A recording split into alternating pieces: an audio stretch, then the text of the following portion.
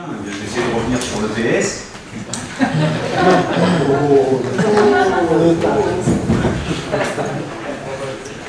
Alors je vais aller vite également. La première diapo n'est pas tellement pédagogique, mais va permettre un petit peu de résumer en fait ce qu'a dit Didier.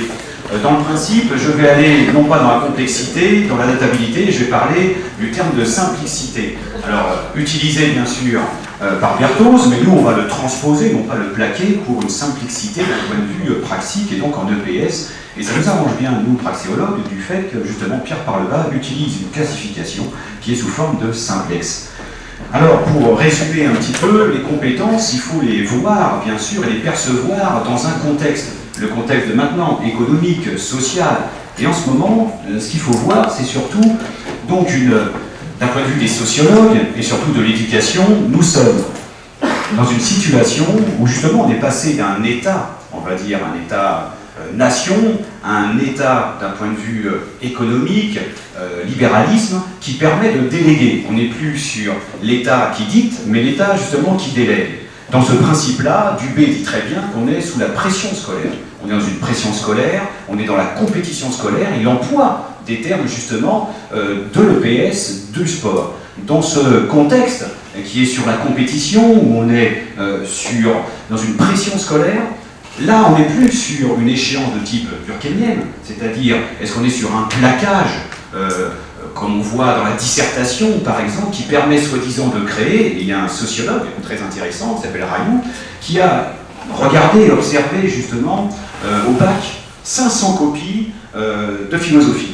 Au départ, la philosophie est faite pour créer, laisser cette plasticité, cette création, justement, de l'élève. Or, il s'aperçoit très rapidement que, justement, du fait de l'évaluation certificative, on va vers des plaquages de cours, et il reconnaît à peu près 4 pans de cours sur les dissertes de philosophie. Donc, même la philosophie, le monde des idées, ne permet pas, dans un système scolaire, de laisser créer l'élève. Est-ce que nous, en EPS, nous allons rester à formater des élèves avec un modèle de type culturaliste ou sportif? Dans ce principe, on s'aperçoit que Anne Barrère me dit très bien, on n'est plus dans un principe justement de l'école, qu'est-ce que c'est? Est-ce que c'est de former, de construire une nation? Est-ce que ça forme des individus? On est plutôt comment, et les sociologues de l'éducation réfléchissent à cela, comment gérer la pression scolaire? Or, qu'est-ce qu'on s'aperçoit en éducation physique et sportive?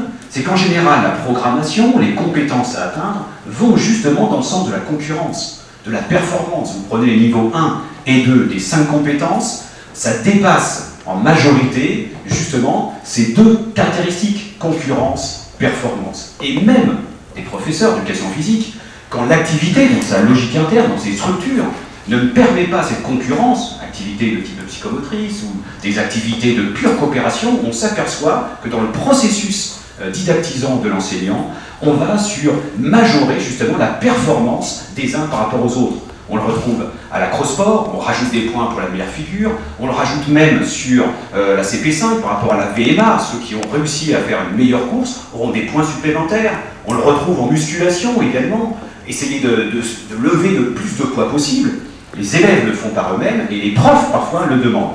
Émulation, le score, l'émulation c'est ce qui compte. Or, l'objectif peut être complètement différent dans ce monde où on se pose la question, mais que doit-on former ? Un futur citoyen, on l'a dit, c'est ça la complexité. Un citoyen, est-ce que l'éducation physique se résume à des techniques, à des corps, à simplement une performance pour mettre une balle dans un filet, ou est-ce que c'est plus la totalité de l'individu qui agit? Il y a pas une complexité d'Edgar Morin. Justement, dans mon livre, dans L'homme systémique, où je fais une approche systémique, je reprends Edgar Morin. Bien entendu, globalisation, plus que la réduction très cartésienne, on va dire, de Descartes, on est sur la globalisation, sur l'interaction, et plus qu'un corps, c'est un individu qu'on façonne. Et ce qui est vraiment prenant et prégnant dans l'EPS, c'est se dire, mais ce que l'on fait, c'est pourquoi? In fine, se poser la question de l'être humain. Donc voilà pourquoi j'ai essayé de mettre au départ un petit peu le symptôme, on va dire, éducationnel qu'on retrouve dans notre société, et se dire, mais dans ce contexte-là de concurrence, peut-on encore faire une EPS qui valorise justement de façon assez systématisée la concurrence, la performance au détriment du vivre ensemble, de comprendre l'autre, etc. On peut faire autrement. Alors rapidement, si on doit tout à l'heure parler des concepts, oui, le savoir, c'est plutôt le pôle de l'élève, on est dans le métier d'élève, dirait Sirota, métier d'élève où le savoir est plutôt extérieur. Et puis après, il y a la connaissance. Et la connaissance, c'est plutôt, dans ce cas-là, une intériorisation du savoir qu'on va transformer en connaissance. Et enfin, on rentre sur le pôle de la compétence, où là, on est sur le pôle du savoir. On est sur le pôle du social, on est sur le pôle du groupe, de l'individu, dans sa dynamique interactionnelle avec autrui. Donc, la compétence, ce n'est pas simplement des savoirs qui sont extérieurs.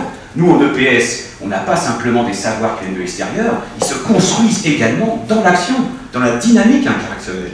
C'est ça qui nous diffère par cette mise en jeu corporelle des autres disciplines. Donc, une compétence, c'est voir l'aspect globalisant de l'individu qu'on transforme du métier d'homme, justement, devenir, c'est le métier d'homme, plus tard se professionnaliser.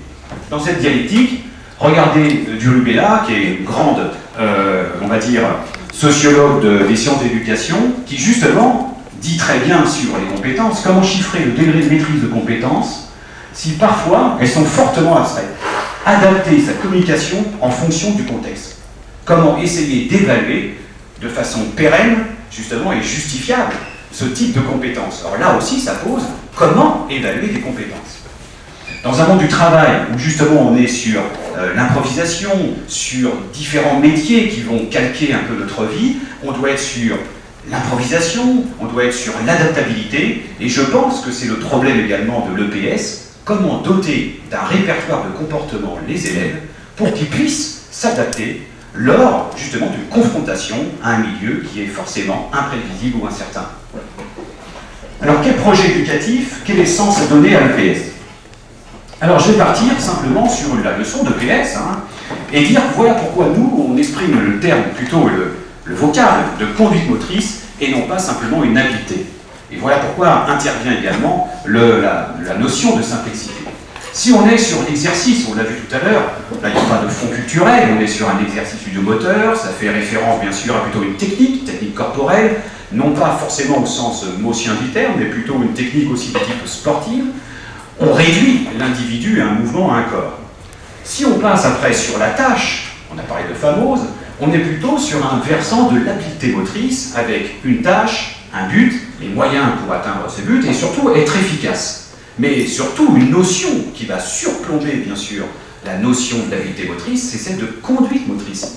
Et c'est là qu'on retrouve justement la situation éducative et non plus simplement la tâche. Et c'est là qu'on trouve la notion d'incertitude, de complexité, mais sous forme de simplexité, c'est ce que je vais vous expliquer juste après. Donc l'approche doit être systémique pour bien comprendre celui qui intervient, donc connaître bien entendu l'élève, ses caractéristiques, où là il faut convoquer en effet toutes les sciences, mais surtout connaître son contexte d'action. Voilà pourquoi nous, on étudie les situations, non pas les disciplines sportives, ça ne veut rien dire pour nous, mais des situations, là, comme dirait Fernand de Saussure, comme le recto et le verso d'une feuille de papier, l'élève qui agit dans son action est dans un rapport consubstantiel. Et c'est évident que bien entendu, si vous changez une variable, ça va changer les aptitudes et donc les conduites motrices de vos élèves. Changer simplement le système de score, changer le rapport à autrui, le rapport à l'objet, et vous verrez se façonner d'autres pratiques. Et c'est là où ça devient intéressant pour un prof de tâtonner, justement d'être concepteur, de réfléchir et d'amener à transformer les conduites dans le sens qu'il veut. Voilà pourquoi ça paraît si simple parfois de créer des choses, mais en fait c'est un détour, comme dirait Berthoz, et c'est donc le principe de la simplexité. Ce qu'on croit être simple est en fait une complexité, mais un moyen pour atteindre ses fins. Donc, conséquence, on va varier les situations, on peut en créer, c'est ça aussi tout l'avantage des profs. En ce moment, on a suivi, Pascal Borde est ici présent, avec des étudiants de Master 2 et d'autres qui étaient déjà professionnels, profs de certifiés ou agrégés. On a créé des situations éducatives où on a joué sur le système des scores dans une pratique inventée pour essayer justement d'aller vers un meilleur vivre ensemble. On a essayé de jouer sur le tissu relationnel. Et c'est là toute la richesse pour ces profs, surtout en ZEP, de voir justement comment on peut changer le comportement plutôt que de rester sur une opposition comme au football, où en général, au bout d'un quart d'heure de jeu, qu'est-ce qui se passe? On est sur du conflit. Au bout de 15 minutes, rarement un enseignant peut tenir à ce point-là. Donc, l'expertise pour nous consiste non pas simplement à répéter les pratiques dites culturel de référence. Bien entendu, il en faut. En tant qu'ancien sportif, je générais ce type de pratique, mais aussi il y a d'autres formes de pratiques. Des jeux créés, des jeux traditionnels qui sont hautement culturels. Voilà pourquoi l'expertise, c'est plutôt aller vers l'adaptabilité, donc savoir s'adapter à s'adapter. Et c'est là que rentre justement la notion de simplicité. Alors rapidement, qui peut être une interrogation pour tout à l'heure, la compétence, la CP5 pour moi n'est pas une compétence fondée. Quand je lis « réaliser, orienter son activité physique en vue du développement et de l'entretien de soi », ah bon, les autres compétences ne développent pas soi, les autres compétences ne sont pas sur le registre de l'entretien de soi. Là, je rejoins plutôt le syndicat, où on pourrait intégrer des activités de gymnastique douce, de yoga, etc. Mais une compétence en elle-même, je ne vois pas la richesse indépendante de cette compétence par rapport aux autres. Elle est diffuse dans les autres compétences. Donc elle n'a pas lieu d'être, et surtout, si ces activités sont de notre temps, culturellement contemporaines, on est pour. Mais pourquoi l'imposer alors au lycée? Sous couvert d'autonomie, d'initiative, de projet? Mais dans ce cas-là, on peut le faire dès la 6e, dès l'école primaire. Un petit peu comme Debny à l'époque, où sous couvert d'une logique biologisante, on allait rajouter des vertus. Eh bien écoutez, on voit que la CP5 commence en effet au lycée, parce qu'avant, on est sur des répertoires de comportement, des ressources de type biomécanique et physiologique. Et donc on ne le fait pas dans une activité de type où les élèves sont pubertaires ou prépubértaires. Mais imposer une compétence, c'est réduire en peau de chagrin parfois pour des lycéens le type d'activité. Si vous faites les 5 compétences en seconde, imaginez ce qui peut se passer en première et terminale. Vous ne serez même plus en confrontation avec autrui. Donc, voilà pourquoi on peut réfléchir à la CP5 pour une compétence qui, pour moi, ne porte pas son nom. Ensuite, comment parler de simplicité? Tout simplement, ça vient d'abord des mathématiques, avec Poincaré. Le principe, c'était une figure simple qui peut se répéter, se généraliser à d'autres figures géométriques. Alors, si on prend, par exemple, un objet fermé géométrique, sur une droite, le segment, c'est la forme la plus simple, non pas la plus simplifiée. Si je suis sur le triangle, je suis dans un 2 dimensions, la forme la plus simplifiée, entre guillemets, la rendue la plus simple, c'est le triangle. Et enfin, en 3 dimensions mathématiques, le tétraèdre, c'est la forme la plus simple pour justement être en 3 dimensions. Mais de cette simplicité, sous-jacent, il y a la richesse de la complexité. Alors, comment vulgariser cela? Le sein de la simplicité n'est pas celle simplement du cerveau, comme a dit Berthoz, ou de l'être vivant. On le retrouve dans le management, on le retrouve également dans le tableau de bord automobile. On a l'impression que c'est très simple pour l'usager, mais en fait, les ressources très complexes sont là. Un petit peu comme à l'interface, quand vous circulez sur du web, vous pouvez avoir des options ou pas, mais les options sont cachées. Voilà toute la richesse d'un professeur. Sous cet aspect un petit peu parfois simple que l'on peut mettre comme activité, c'est en fait une richesse complexe qui se diffuse dans l'interrelation des élèves et du professeur et qu'on peut faire sous différentes situations. Donc la simplicité pourrait se définir justement sur la combinaison, c'est une contraction de simplicité et de complexité, entre la relation dynamique entre les moyens et fins. Alors transposé en EPS, quand on parle d'APS et d'EPS par exemple, c'est intéressant de voir quel est ce rapport entre justement les moyens et les fins qui se confondent souvent quand on est de type culturaliste. Alors pour Berthoz, rapidement, mais je vais aller très vite, ce qui est intéressant, c'est qu'il parle de la propriété du vivant. Moi je vais transposer, pas le plaquer bien sûr, la simplicité de l'être humain, plaquer un processus éducatif ou à des compétences n'a pas lieu d'être. Donc ce n'est pas plaquer, c'est transposer, c'est bien différent, on le modifie. On s'aperçoit que la simplicité, c'est, vous voyez, prendre des situations en tenant compte de l'expérience passée, donc du répertoire de l'individu, ce qu'il a vécu, et surtout, quand on est en projet, quand on essaie de dire quel est le but un petit peu de nos séances, le pourquoi, cibler, comme on l'a entendu ce matin, nos séances, c'est anticiper l'avenir. Donc on est sur la formation d'un futur citoyen et réfléchir toujours à ce projet éducatif. Donc quand je transpose dans le champ de l'EPS la notion de simplicité, ce détour, ce qu'on croit simple et qui en fait sous-jacente est une richesse complexe, c'est justement des heuristiques d'un enseignant qui arrive à faciliter la mise en jeu dans ces situations d'un regard extérieur. On peut croire que c'est simple. Quand nous, on utilise par exemple des jeux traditionnels dans la compétence savoir s'affronter, on va dire « Oh, les élèves y jouent ». Or, il y a sous-jacent derrière cette simplicité une interaction foisonnante, riche, qui vraiment révèle parfois des comportements. Et c'est ça qui est intéressant, et on se sert de ces jeux parfois pour révéler justement les élèves, comprendre la cartographie socio-affective parfois d'une classe, et parfois aussi les amener vers la coopération. Voilà pourquoi on utilise, par exemple, avec Luc Collard, on utilise la théorie des jeux expérimentales, où on met des situations éducatives en EPS, où justement on joue sur le système de score et l'environnement pour amener vers la coopération. C'est ça qui est intéressant, toute la richesse du prof, c'est cette plasticité, créer, être créateur. Donc pas de raccourci, on ne simplifie pas quand on est justement dans cette réflexion de l'EPS pour atteindre des compétences, du bien-être du métier de l'élève au métier justement d'homme, le futur, cette transposition, pour ne pas rester dans un entre-deux. Je reprendrai le concept de liminalité, par exemple de Sticker, qui dit que toujours on est en entre-deux, c'est un adolescent qui quitte le statut d'enfant pour devenir adulte. Et bien ce concept de l'entre-deux, on le retrouve dans le métier d'élève. Et comment amener justement à transformer les conduites des élèves en EPS. Alors justement, Didier disait que je n'avais pas les équations. C'est justement une équation qui est simplexe, c'est celle de Kaplan-Lewin, qui est assez connue, qui a l'air simple comme ceci. Un, deux. Qui est simple, c'est simplement un comportement, en psychosociologie, un comportement est fonction de la personne, donc des caractéristiques de l'individu et de la situation.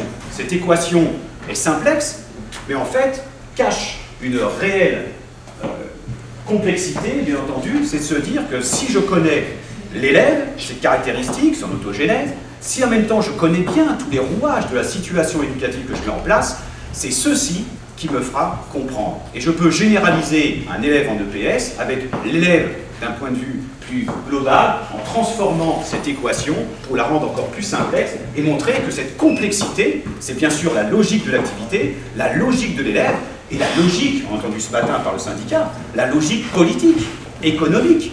On ne peut pas enlever un trait par rapport à un autre. Voilà pourquoi on parlait tout à l'heure d'interaction. Bien entendu, les interactions font penser à la complexité. Bon, rien ne marche, mais c'est pas grave.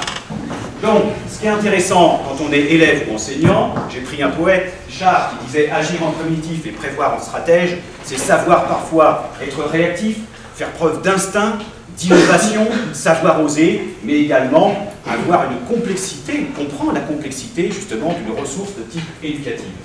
Voilà pourquoi, pour moi, le professeur expert, c'est celui qui ne se cantonne pas simplement à plaquer certains savoirs ou certaines connaissances, mais plutôt savoir les transposer dans le contexte singulier de sa classe et surtout avoir cette marge de liberté. Je reprendrai la sociologie de Crozier, mais heureusement qu'entre l'acteur et le système, il y a cette marge de liberté du professeur, sa liberté pédagogique, pour justement atteindre ses fins.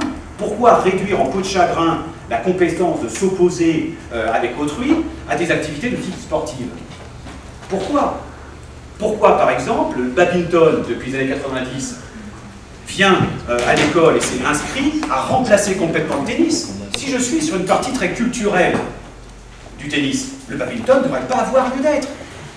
Il a d'autres logiques. Citer au moins un, voire deux experts connus, champions de badminton. Pour donner du sens à vos élèves, allez-y. Pas évident. Pas évident. Par contre, en tennis, il y a pléthore. Donc, ne pas réduire l'aspect culturel simplement à des références que l'on voit de pratiques sociales reconnues. Les jeux, d'un point de vue ancestral, les jeux traditionnels font partie du patrimoine culturel. Donc là, le fondement de la culture, il est aussi ici. Alors rapidement, quelles sont les précautions à prendre pour justement atteindre les compétences demandées? 1. Une classification de type simplex. C'est celle de Pierre Parleva, par exemple, qui, pour reprendre justement les fondements un petit peu qui se jouent dans les situations, nous, peu importe, que ce soit un sport, un jeu, une activité créée, nous parlons de situation. Y a-t-il un rapport à autrui ou pas de rapport à autrui? Est-ce que je suis seul dans un environnement stable ou je suis plutôt avec autrui, et autrui peut être un partenaire et ou un adversaire? C'est là où se joue le fondement justement des pratiques. Donc classification simplex, pour connaître le système, comprendre les domaines d'action dans lesquels je vais faire intervenir mon élève. Ensuite, il faut des situations de type plutôt simplexe. On va aller vers la généralisation. D'ailleurs, c'est une des propriétés de l'espèce humaine, savoir généraliser. Et là, le concept de transfert devient intéressant. Voilà pourquoi on a fait quelques expériences sur le transfert que je vais vous relater en très peu de temps.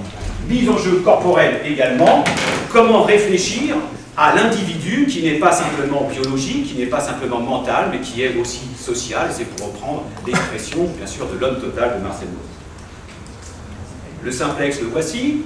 Pourquoi c'est un simplexe? Ça permet simplement de voir qu'on peut mettre plusieurs éléments, regrouper des éléments par classe. Et ce qui est intéressant surtout, c'est de voir qu'entre les arêtes et les sommets, il peut y avoir des rapprochements. On peut prendre une seule face et voir l'intérêt justement de ces pratiques et les conséquences entraînées auprès des pratiquants et des élèves.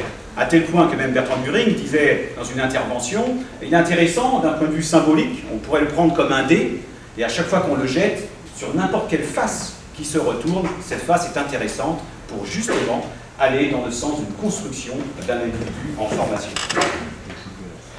D'un point de vue de la généralisation et des transferts, on a fait bon nombre d'expériences in vivo à l'école qui montrent que le transfert peut être réciproque entre jeu et sport. Un apprentissage de jeu peut faciliter l'apprentissage de sport co. La réciproque est vraie. Intéressant de voir qu'il y a un même domaine d'action et c'est là que se pose la compétence au sens d'adaptabilité. On n'est plus dans l'adaptation fermée. Je suis entraîneur de football depuis des années. Je mets des années à transformer mes joueurs en joueurs de football. À l'école, je réfléchis. Je suis sur un espace où j'interagis avec autrui. Il y a des partenaires, des adversaires. Je peux le faire sur bon nombre d'activités. Et là, je vais dans la plasticité, dans l'adaptabilité. Également, des parcours qui ont été réalisés, parcours répétés, et une classe qui avait donc des parcours, Famos l'avait aussi réalisé, des parcours de type changeant à chaque séance. Si je mets tous les élèves, in fine, sur un 8e parcours, où c'est le même qui a été fait régulièrement sur le premier bloc, le bloc A, bien entendu que les performances sont meilleures pour le bloc A qui a répété le même parcours. Je serai meilleur en natation, en crawl, si, bien entendu, je pratique cette technique natatoire. Par contre, ce qui est intéressant de voir, c'est que ceux qui ont pratiqué des activités, des parcours variés, quand je les mets en situation d'un parcours nouveau, qu'est-ce qui se passe? Inversement, ceux qui ont pratiqué des pratiques variées ont progressé de façon plus significative. C'est là que se pose le problème de l'adaptabilité. Est-ce que je vise une adaptation fermée ou en EPS, une adaptabilité, s'adapter à s'adapter? Du Collard en natation, qui a montré également, en mettant des lunettes opaques pour différents groupes d'étudiants, que les gymnastes étaient plus à l'aise dans l'eau, avec bien sûr les nageurs, mais ils étaient les moins performants. Ça pose le problème de l'EPS. Est-ce que je suis sur une évaluation objective d'une technique natatoire, ou je suis sur la mise à l'aise de la conduite motrice? Ça pose le problème du transfert dans la vie de tous les jours. Oui, quand je joue, tu as dépassé largement les 20 minutes, donc on va engager le débat. D'accord. Merci à toi. Je termine juste là-dessus. L'EPS avant, peut-être un EPS qui reste sur en effet plutôt le corps, des données biomécaniques, une certaine complexité. Et puis je vais vous laisser après une dernière citation, celle d'un neurobiologiste qui est également brevet d'État, grand joueur de tennis, et qui écrit cela, et je pense qu'on peut le transposer parfois sur l'EPS. Merci.